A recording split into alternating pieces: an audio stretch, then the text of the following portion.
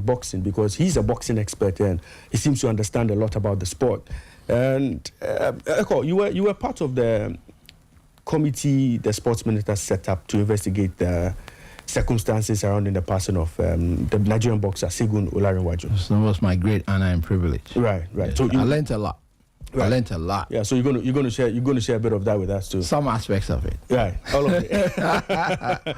But speaking about that, the Sports and Recreation Ministry issued a press release on Friday. Let me get into a bit of that before we get into that conversation. So this is a press release from the Sports and Recreation Ministry, and the headline, or this is what it says: Decision of investigative report on death of Nigerian boxer Gabriel Oluwasegun Olanrewaju during bout. Now, the Ministry of Sports and Recreation wishes to inform the public that the committee of inquiry constituted to investigate the tragic death of boxer Gabriel Oluwasegun Olanrewaju has officially submitted its final report. The committee, chaired by Ambassador Major Retired Amakai Amatefio, was composed by the Sports Minister, Honorable Kofi Idi Adams, on 8th April 2025 in response to the unfortunate incident that occurred during a sanctioned boxing match on the 29th of March 2025 at the Bukum Boxing Arena in Accra. Over the course of its work, the committee conducted thorough and independent investigations. This involved collecting testimonies from eyewitnesses, medical personnel, sporting officials, and reviewed all relevant footages and documentation related to the bout. The primary objective was to ascertain the circumstances surrounding the boxer's death and to identify any gaps in safety protocols, medical response, or regulatory compliance. The report, which has been handed over to the minister, contains key findings and actionable recommendations aimed at preventing such incidents in the future. The minister has engaged the National Sports Authority on the report and together have accepted the findings and recommendations of the committee. The recommendations will therefore be implemented. We entreat the public to look forward to various activities and programs that will be rolled out in the coming days to implement reforms in line with the committee's findings. The Honorable Minister once again expresses his deepest condolences to the family, friends, and fans of Gabriel Oluwasegun Olanrewaju and assures the public that the Ministry and the National Sports Authority are committed to taking steps to ensure the safety and well-being of athletes and fans across sporting disciplines. And this is issued by the Public Relations Unit of the Ministry of Sports and Recreation.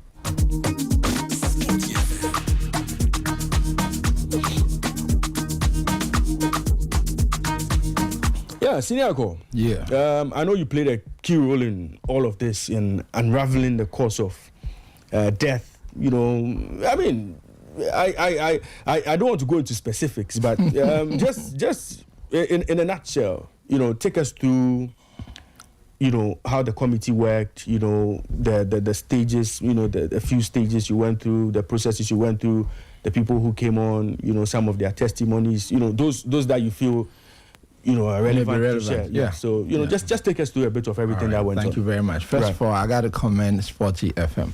I remember when it was inaugurated, I heard you say clearly that things are never going to be the same. Right. That you guarantee it. I monitor a lot of platforms. I mean, in my spare time, that's what I do from morning to night. So I know who's doing what. Yeah. So shout out to Sporty FM for having the trust in us. And it was a battle. I'm telling you, it was a battle.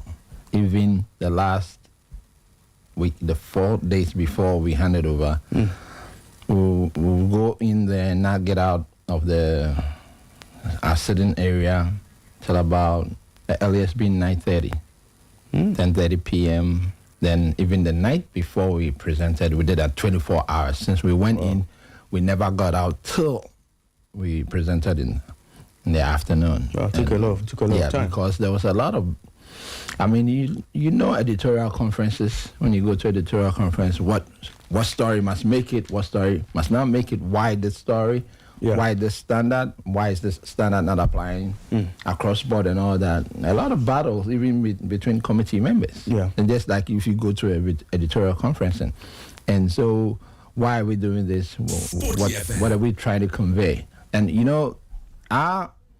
if you check the terms of reference, our thinking originally was to make sure that no Ghanaian living anywhere in Nigeria will be affected by what had happened here. Okay. Remember, ASEC played with Kotoko in Kumasi some time ago, and there was a media report, that an Ivorian had died, and a lot of Ghanaians got killed in Ivory Coast. That was our number one consideration, that nothing should go untoward for any Ghanaian living in Nigeria or anywhere in the world on account of that. So that was our primary consideration. And there were a lot of diplomatic channels that we had to go through. The Nigerians, they did very well by not escalating tensions between the two countries. Ghana and Nigeria do benefit from our brotherly love and sisterly love. So they were channeling most of their grievances through the foreign ministry. And the foreign ministry was dealing with Ghana's foreign ministry, and the Ghana's foreign ministry dealing with the sports ministry. And then the minister, shout out to Honorable Kofi Idi Adams. I told him I had learned a lot from it, and it's the truth. And I'm not a novice in boxing. I'm very close to boxing, but I learned a lot more outside of my scope. So I wish to share this with a lot of the media going forward, because I think it's important to get some background information, especially since we are trying to get more converts from the media space into boxing. You've been our primary target because you're already in there, so we'll try to draw you even closer. So we knew of the significance, and we're always minded by, safeguarding the relationships between Ghana and Nigeria and Ghanaian nationals all over the world. So we were guided by that. And then also by terms of our reference, we had to make sure our work would take into recognition and cognizance the global standards, because Ghana boxing is affiliated to so many other sanctioning bodies around the world, especially the 4 major ones. So since we are affiliated with them, we had to make sure that the standards were at par with them. Fortunately for us, we had Atayedi Papu, who is a board member of the WBC ring officials. That's major. It's major, He was, and he is a former three-term president of African Boxing Union ring officials. So when it comes to the technical side, it was covered. And Chairman Nyamador, I call him the godfather of Ghana boxing. He's been around DK Poison, Azuma Nelson. I mean, he was the one that lifted Azuma Nelson in the ring in Sao Paulo when Azuma beat Gomez. So for such a person to be in there, it helped a lot. I'm sure by now we'll still be sitting, but for his direct access to some of the top guys in Ghana regarding health, regarding law, the court system. I mean, he's been in law forever. He still has his chambers. He had very good relationship with the Ghana Standard Authority, Kolebu Teaching Hospital, because we had to interact with them. Once there was an interim report that he died of, Oluwasegun Olanrewaju died of cardiac death. So the pathologist had to be sure completely, because it has international dimensions. And even we had a lot of interest from the states. Doctors from the states who were interested in offering their help and wanted to know what our challenges are in Ghana and all that. And the BC was in there, very interested, because they have one of their guys in the committee, the person of Atayedi, former immediate past president Peter Zoenis and all that. So the boxing world was very interested.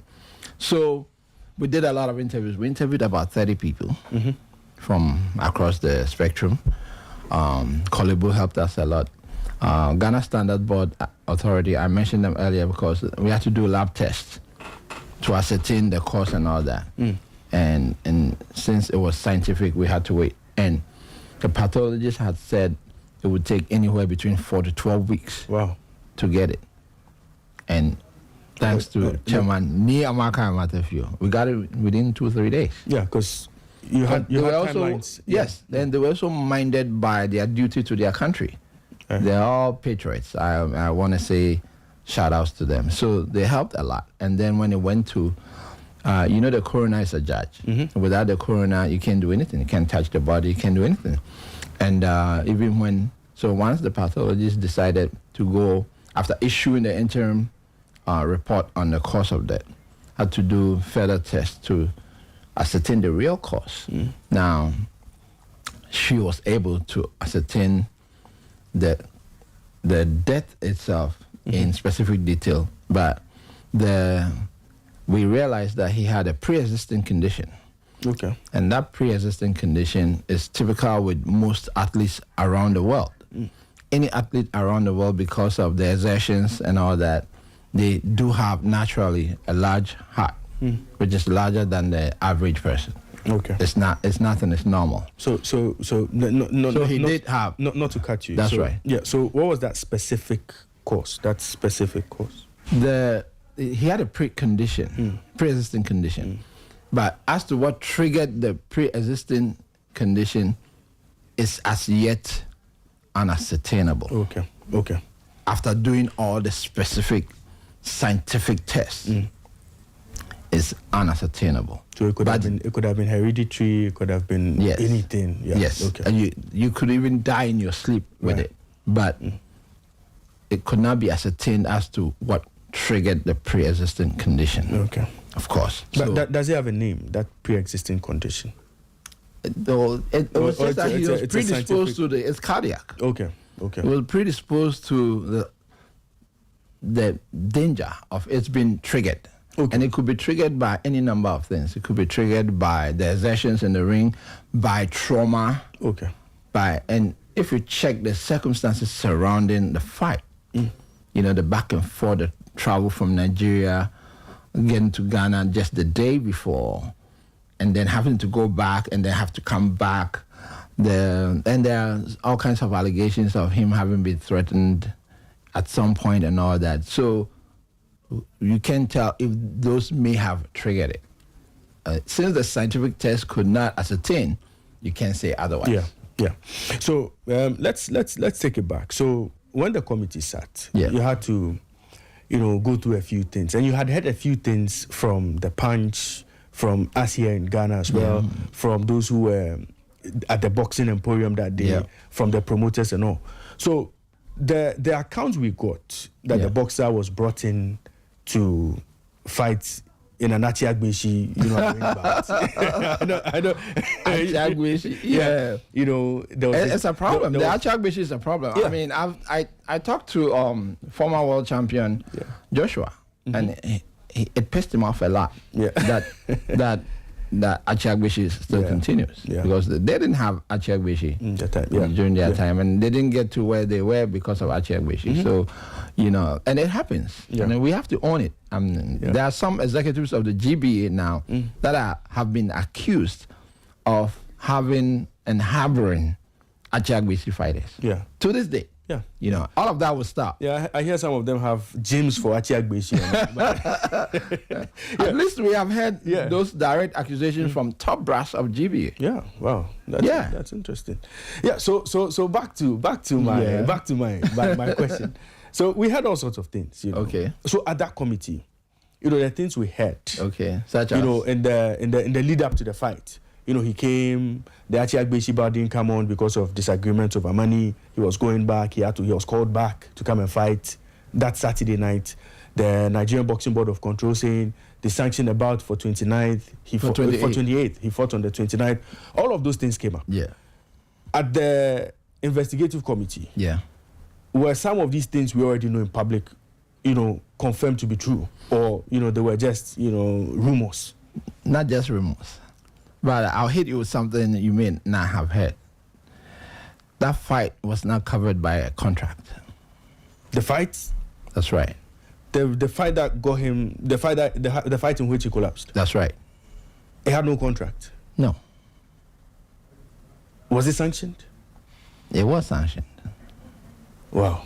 Wow is right. The current GBA head is running Ghana boxing like a pimp running a brothel. Wow. That's how he's running it. that. It's unacceptable, and it cannot be sustained, and it's got to be stopped. And it's gonna be stopped. I assure you. But guaranteed, it's gonna be stopped. He can't continue to run Ghana boxing like that. No. If you check the pedigree of folks that have run Ghana boxing, late Daniel Francis Annan, DF Annan. Yeah, DF Annan. Nia Jinkwa, former WBC vice president. Then you come to Nikwe Mensah, multiple times Standard Chartered. Then you come to Moses Fuamoni. Then you come to Samuel Captain. Then you come to Peter Zuenis. And then you drop off. Look at the chasm to your friend. Abraham Kote Nikwe. Just check that. He's running Ghana football like a pimp running a brothel. Ghana boxing. Ghana boxing. Thanks for the catch. He's running Ghana boxing like a pimp running a brothel. And we can't have that. No, and we in the sporting space, especially we in the media, cannot look the other way and now be equally culpable, because we are all part of the Ghana society. We all must form a group or a core of modeling a good example for a good society. So that cannot be allowed. Yeah, but Senior Ekow, the boxer went into the ring without a contract for the fight. Wasn't the GBA supposed technically? Yeah, wasn't the there GBA? There was no contract. Yeah, wasn't the GBA you said it earlier, but I'm putting it in a better. Yeah. But wasn't for every fight, there's got to be a contract. Yes, and the GBA should see that contract at least. There was no contract. Wow, but was you hinted at it, but I'm putting it out there in plain words. Yeah, because the release letter covered the 28th. Yes, there was no release letter for 29. So that's why the Nigerians were insisting they sanctioned the boxer to fight on a Friday, not on a Saturday. Even at a different venue. Oh, okay. The Friday fight was a different venue. Yes. Not the boxing emporium. No. The original fight was supposed to take place at the Bukom Park. Oh, okay. Okay. So that was what the release letter covered. Okay. In boxing, it's very technical. If there's a change of venue, the contract changes. Okay. It affects the contract. So what kind of fight was that? That Saturday night fight? What kind of fight was it? There was no contract. Was it supposed to? And you can't have a fight without a contract. That's interesting. What's worse? I'm going to start from the Nigerians. Dr. Rafi Oladipo and his friend Abodorin. Yeah. There was no basis for them to have issued the release letter at all. Okay. This is what the public doesn't know. Now, like I said, there's going to be a lot of periodic, intermittent disclosure into the public space. So it's as a form of entertaining the public and also informing the public. Yeah. No fight in boxing. It's not like a football match. You can just play a match today, it's postponed, you play tomorrow. Every fight in boxing is covered by a contract. Okay. Every time there's a boxing match, there's a contract. Okay. There's no contract, there's no fight. Right. There was no contract to begin with, so the Nigerians should not have issued a release letter. Wow. And I'm saying this. That was for the 28th fight that they. The original. That's right. And I'm saying there was no contract technically. Right. Because the contract was not signed by the promoter. Okay. So there's no contract. I enter a deal with you, you sign, I sign. Yes. If I sign, you don't sign, we don't have a deal. So based on what did they release the boxer? Call Oladipo fast. Call Oladipo fast. Verbal communication. Call Abodorin fast, because they've been making noise here. I've been hearing them. Yeah, they've been saying. We talked to them too. We've spoken to everybody. Okay. We spoke to Alamu, who was the trainer who came with him. Spoke with Abodorin, spoke with Oladipo, Dr. Oladipo, spoken to a lot of other doctors around the world. So what did Abodorin and Oladipo say in response to being quizzed about not seen a contract before issuing a release. We never asked them about it. It was our trump card. We didn't need to ask them about it. Yeah. If they were diligent, they should have known that there was no contract. Right. We didn't have to ask them about it. We just let them make noise. No, we had a trump card. There was no contract in the sense that the promoter didn't sign the contract. Yeah. The boxer had signed the contract, but the promoter hadn't signed it. How is it a contract? Why do you give a release letter? You see, we're not done. We were not done with. It's part of the reason we're not talking to the media at some point while we're doing it, because, this is a Nigerian country and boxing fraternity community who had lost a son. Now you come to attack us? No. Yeah. So we had to wait, do a due diligence, listen to them, check their attitude and all that. It was wrong for them. He took the fight at 6 days' notice. The contract was dated 6 days to time. 6 days. 6 days to the fight. Is that always the practice? No. But that was the case. 6 days to fight. Now, this was a boxer who was 40 years old, not a young man. Yeah. In boxing, an old man who hadn't fought since December of last year. So if he's going to take a fight at 6 days' notice, you should know already he has not been training. Yes, that's correct. He had not been training. And it's not like he's fighting in Ghana. He's from Nigeria, and it's not like he's coming by air. He's coming by road. By road. So he hadn't fought since late December, 29th December last year. Right? Then you give him a contract with 6 days notice to go. And now he has to go get a release letter. When is he going to train? Does he even have tapes on his opponent? What about sparring sessions, training camp, and all of that? We quizzed the Abodorin and Oladipo about that.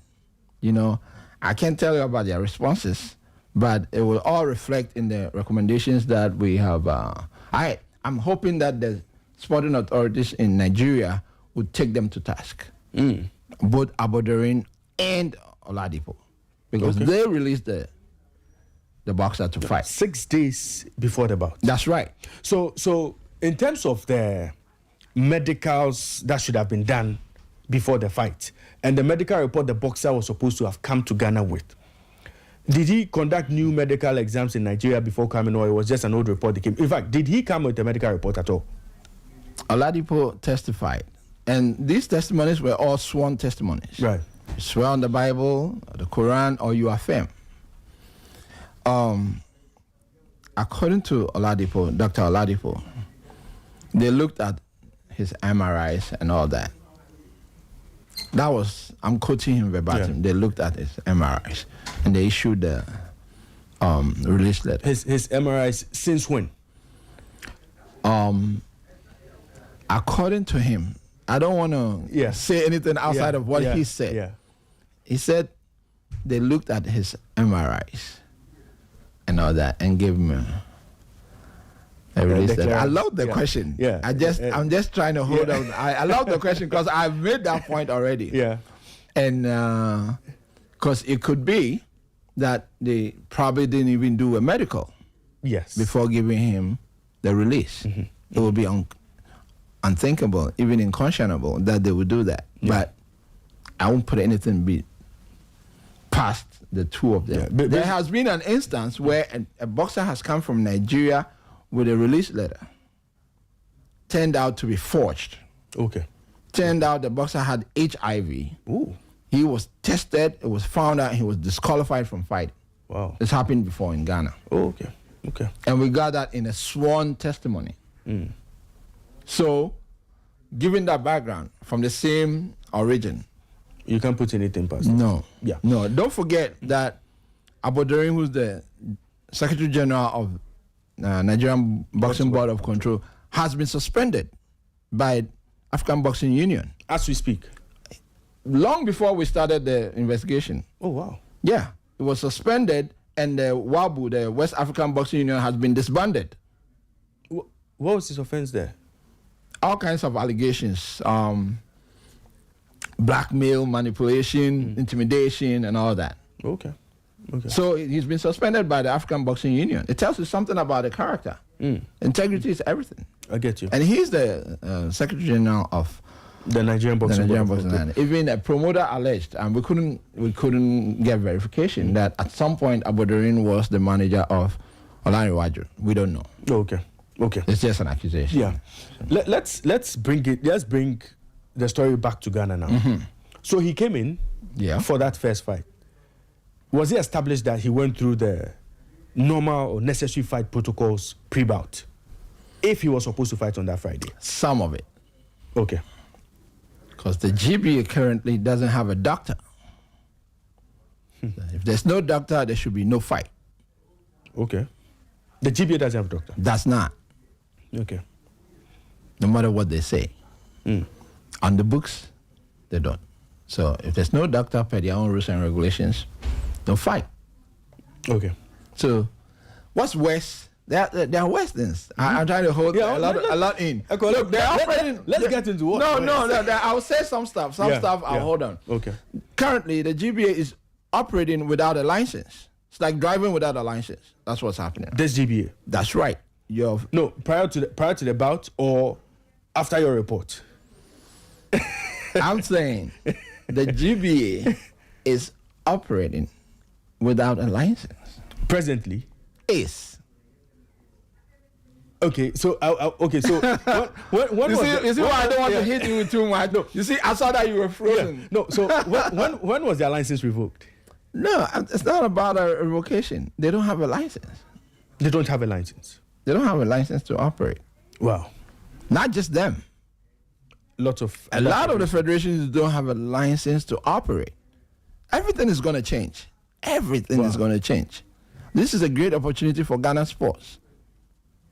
We're running amateur systems like we are professional systems like we are amateurs. They don't have a license to operate. The National Sports Authority is going to exercise its authority. Right. Because without a license, you cannot operate. Okay, you cannot operate. 90% of the federations don't have license to operate. So now the NSA have to crack the whip and line everybody up using the GBA, this situation as a very good example to show discipline in the various disciplines. I mean, the GOC also has to come on board at some point because some of the sporting federations are Olympic sporting federations. Yeah. So we didn't touch the GOC at all, but we will have to have, even in my personal dealings, I may have to see the GOC president and speak with him about some things for the good of Ghana sports, especially boxing. Because boxing is number one when it comes to international honors. So Ekow, so let's move from that Friday bout. Where he did some medicals. Before his bout on Saturday. Did not do medical examination. He did not. Did not. Before that Saturday bout. In caps. He did not have any medical examination. Did not do the mandatory medical examination. Did not. All in caps. So the boxer just came back. It was time for the fight. He walked into the ring.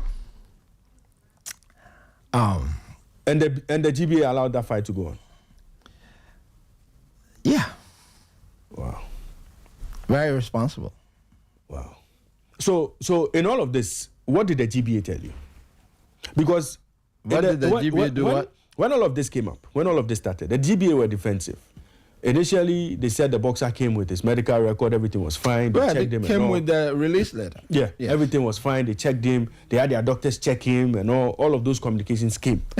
Before. So let me stop you right there about their doctors. They don't have any doctor. Right. So that was a blatant lie. Okay. To the public. Okay. Trying to cover up. So I'm saying they're running it.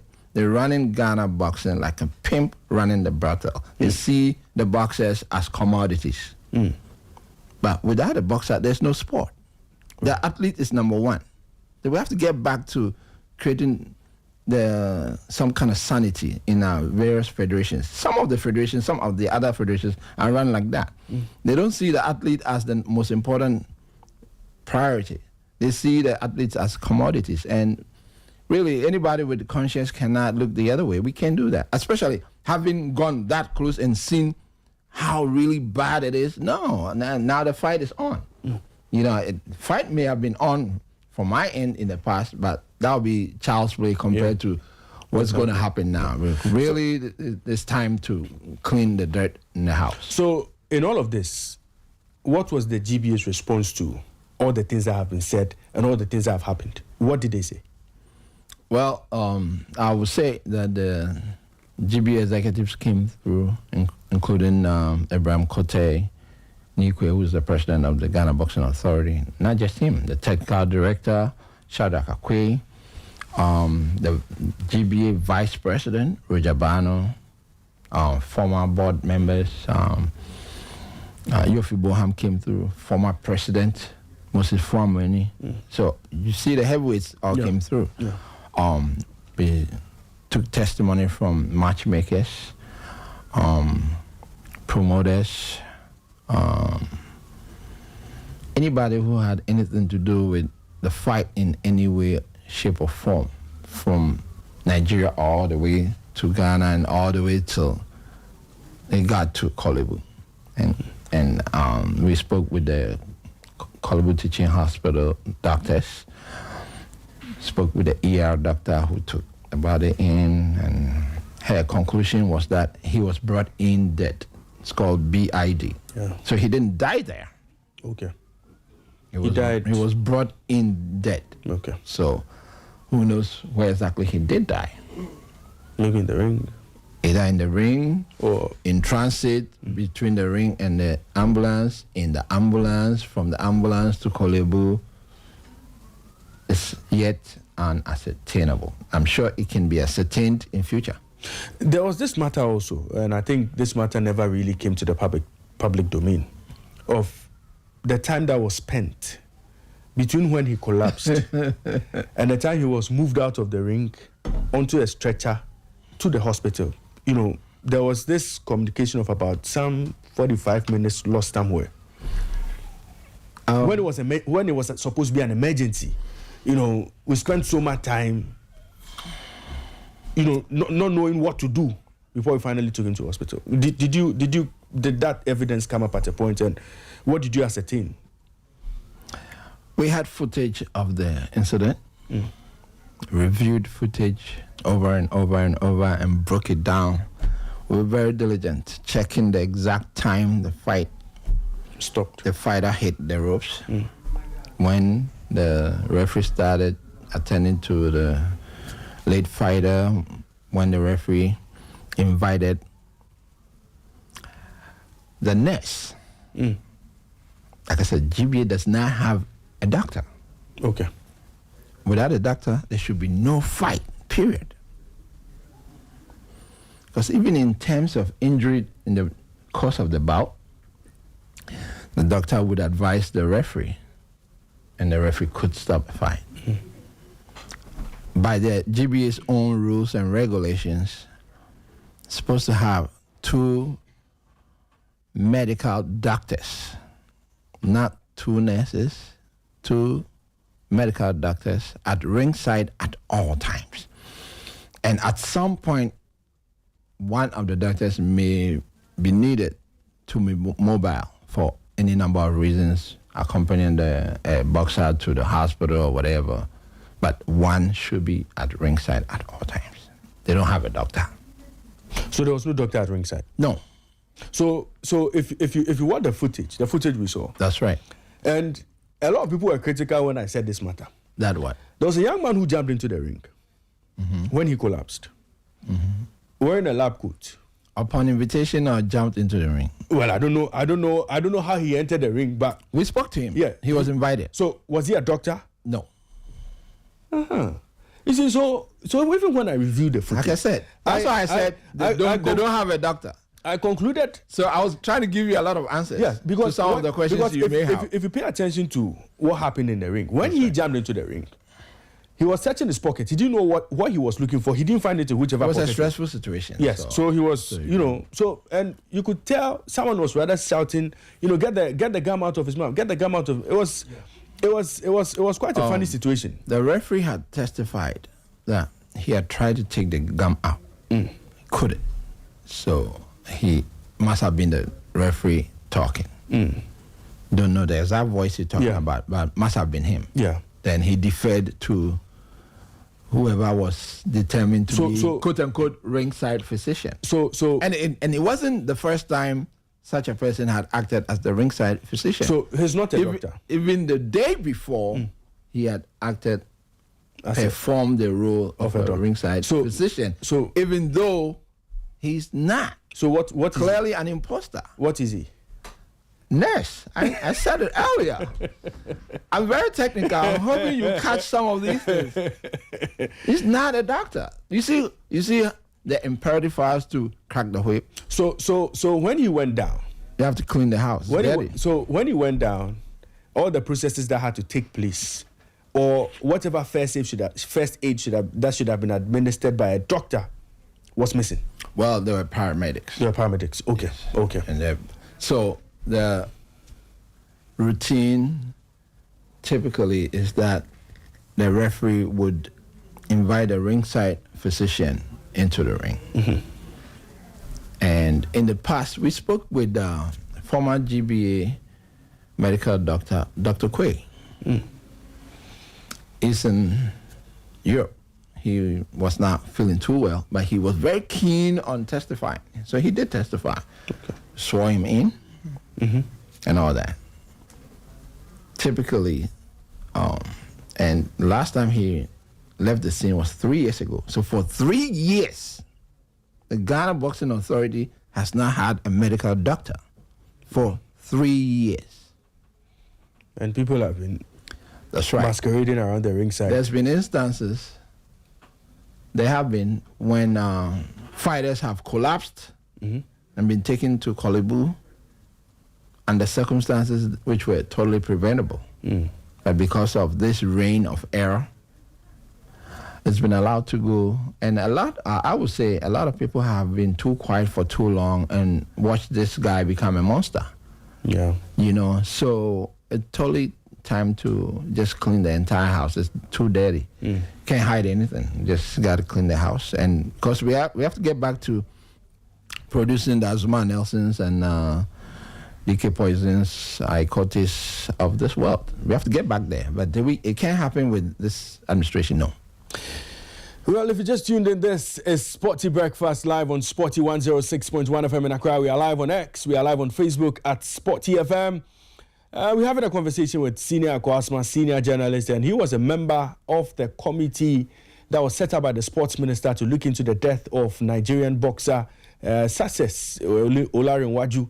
And he's revealing a few things to us here this morning on the show. I can't talk about. There's still a whole lot is holding on to. But once we get hold of that report, I'm sure we'll find out a few things. But Senior Ekow, so after all the work was done, this is all background information. Yeah, this is background information. So, and I think the public deserves it. Yeah, for so long during deliberations and sit-ins, we never spoke to the media about it. At some point, we thought trying to give intermittent disclosure into the public. I mean, all over the world, even murder investigations, you give you make intermittent disclosure into the public to inspire public faith in what you're doing. It's about integrity. If people don't believe you, it doesn't matter what you say.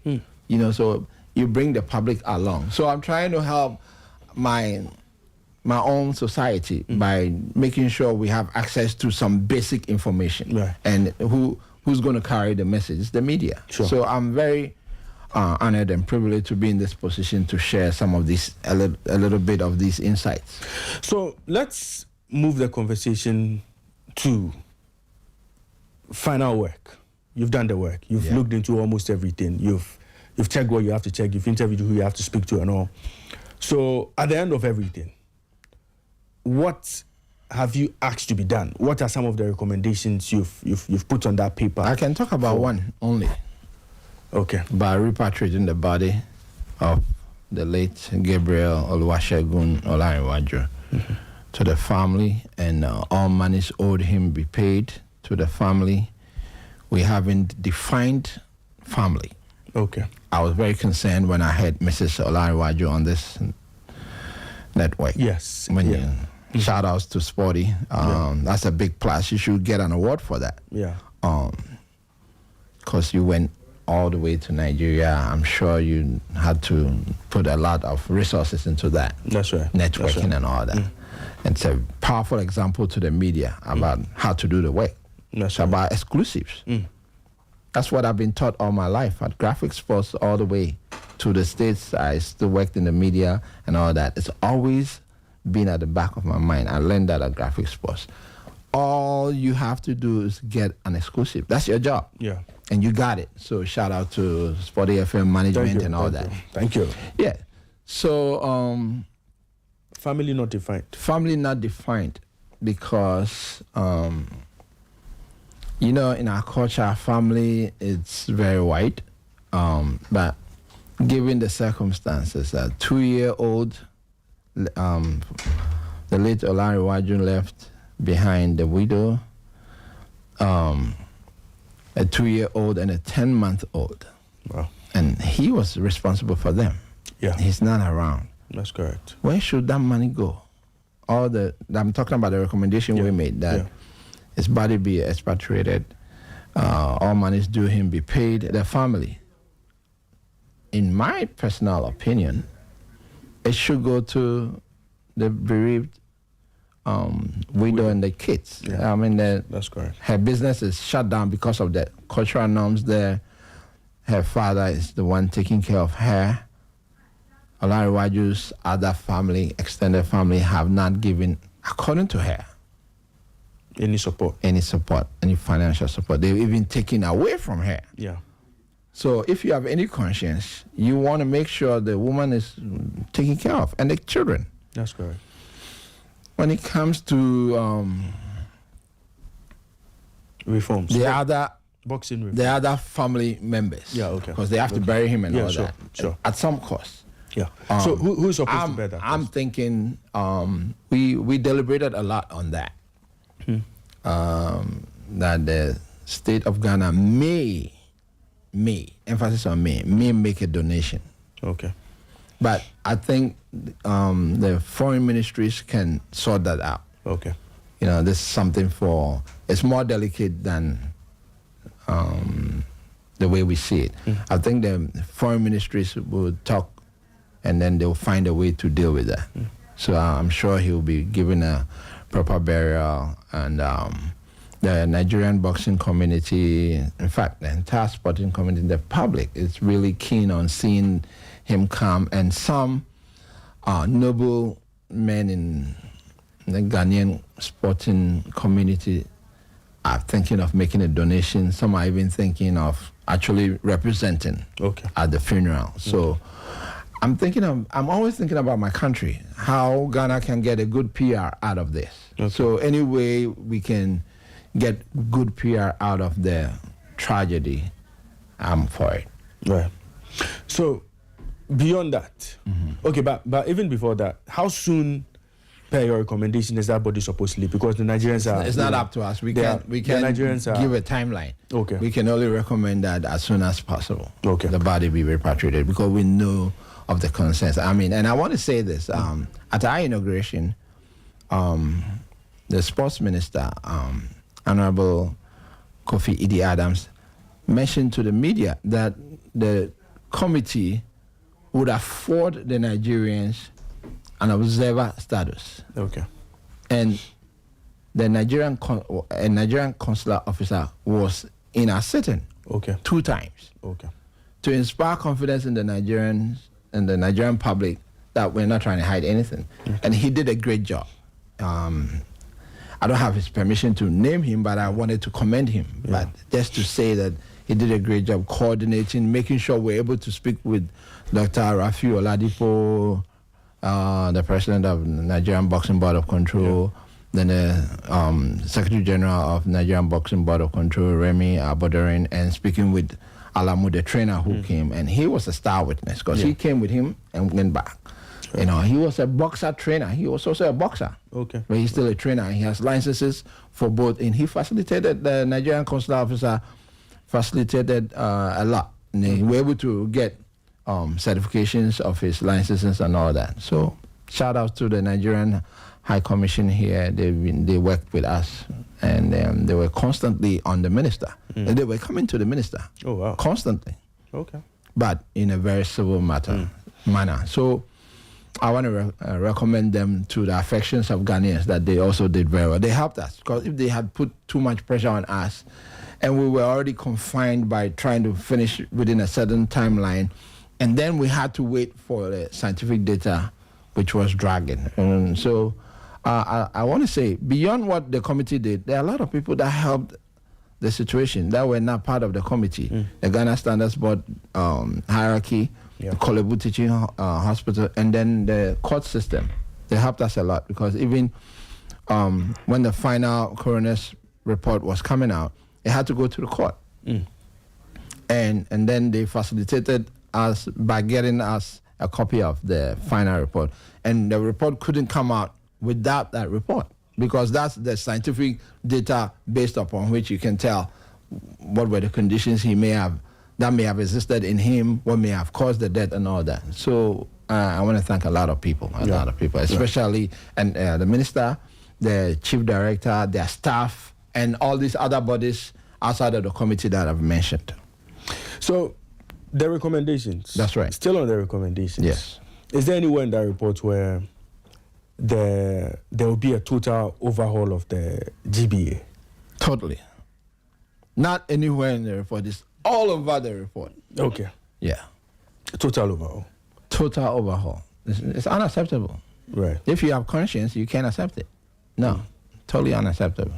And nobody can argue against it. In that report, are there any proposals of sanctions against some members of the GBA who have been found to have, not applied the rules as they should have, resulting in all of this? No, we didn't target anybody. Okay. We just want systematic, all the systems should be running appropriately. And we have, as part of the recommendations, I said I was going to say only one. I will say another one. It's not just the GBA. All the federations have to be edited. Okay. They have to be audited for their finances. Okay. All of them, starting with the GBA. So auditors are going to get a lot of work to do. Medical commissions for all the federations. Okay. All the federations. You have to put the athlete front and center. It's going to be a requirement. If you don't have a medical commission, it's going to be hard for you to be certified. You might not get a license to operate. As a federation. That's a federation. Because we want to put the athlete front and center. We're not just thinking about boxers, all the athletes in Ghana. So that's the big deal. That's the game changer now. Now, you can't operate as was before. I mean, there are other federations that came under scrutiny, but they are not in the scope, so I can't bring them in now. Right. We'll see how things pan out in the coming days. But, Senior Ekow, for some of us, at least the little we know about boxing, when a boxer is over the age of 38, the test regime medically is totally different from possibly a 22-year-old boxer, a 25-year-old boxer, because at this point, you are doing a lot of stress tests and, ECGs and all. That's right. This heart condition, maybe if they had done a proper ECG, maybe they would have seen it. Maybe. Yeah, maybe they could have seen it. But all of that didn't happen. And, all of us had reason to believe that, look, this was very avoidable. Yeah, this was very avoidable. But, congratulations on a good job done to you and the committee entirely for putting together a very solid report. We thank the minister. If he hadn't set up the committee, then we won't get to know all of these details. Yes, and we know thanks to the work you've done, Ghana boxing will never be the same again. It will never be the same. We'll get much better. Yeah. Much better. And we hope to rope in a lot of the sports media to do more reporting on boxing. Right. That's right. Not just here, but I have to commend you. Sporty FM is led the charge on creating a buzz about this case. Yeah. A lot. Yeah. So you are numero uno in creating the buzz about this. It's not just creating the buzz, because the buzz piques interest, and then you provide information. That's correct. I listen all the time. So I just wanted to know that a big ups Sporty FM. Thank you very much, Senior Ekow Asma. And I'm sure in the coming days we'll be looking at the future of Ghana boxing, post all the changes that would happen at the GBA, post some of the, tweaks that would happen at the GBF. Let's see if, we can finally move away from these stage fights and have boxers have credible opponents and build them properly for world title shots. It's not a question of if. It's an imperative, and it's gonna happen. Yeah, right, right. Because even in my private capacity, I'm not gonna allow that to go. No, that's correct. That's correct. And anybody with the conscience cannot allow the boxer to be put in danger. The safety and health of a boxer is paramount. It's more important than any promoter, any boxer, any administrator in boxing. Period. Thank you very much, Ekow Asma. And we'll move away from our boxing discussion and get into what's been happening on the local scene. This is still the Sporty Breakfast. It's 8:06 on the 26th of May 2025. And this is Sporty Breakfast coming to you from the studios of Sporty FM inside Jolu, number 48 Osubadu Street inside Jolu. And Ekow Asma is joining me in studio. In the next few minutes, my brother, the birthday boy, Michael Asaribwedu, would also be joining me on the line. We'll get into what's been happening in the Ghana Premier League and the Division 1 as well. And then we'll check out what's happened in Europe over the last 48 hours. No, I mean 72 hours, because the drama started on Friday night when Napoli clinched the Serie A title against Cagliari, when they played against Cagliari. And there's still a lot to talk about in the world of sport. So stay tuned and keep listening to Sporty Breakfast. My name is Raymond Nyamador. Good morning to you, Nathan Kwa, wherever you are. My wingman who has deserted me today, but it's all good. Yeah, the illest MC. Ekow Asma wants to hear him, spit some bars. But today, I was gonna engage him today in a bar off. So you engage me. You engage me in that bar off. I lost some vim not seeing him around. I get it. So maybe next time when I'm here and you both are here, and then. We will drop the mic. Right. That's right. We'll get into it. Spit some bars. Right. Ekow, I'm sure you've been following, developments in the Division 1 league. I mean, I don't know if you paid attention to what happened. Just before we switch off from boxing. Yeah. Just want you to know that look out for my next publication. Okay. On Asma Nelson. Right. The making of Asma Nelson. Well, that's your next project. Sometime by. Actually, I was working on it when this thing happened. Okay. And so I had to put the brakes on it. Okay. Sometime in July, I expect to be able to publish this book, How Asma Nelson Was Made. Okay. That story has now been told. Okay. And then it's got to hit the public space.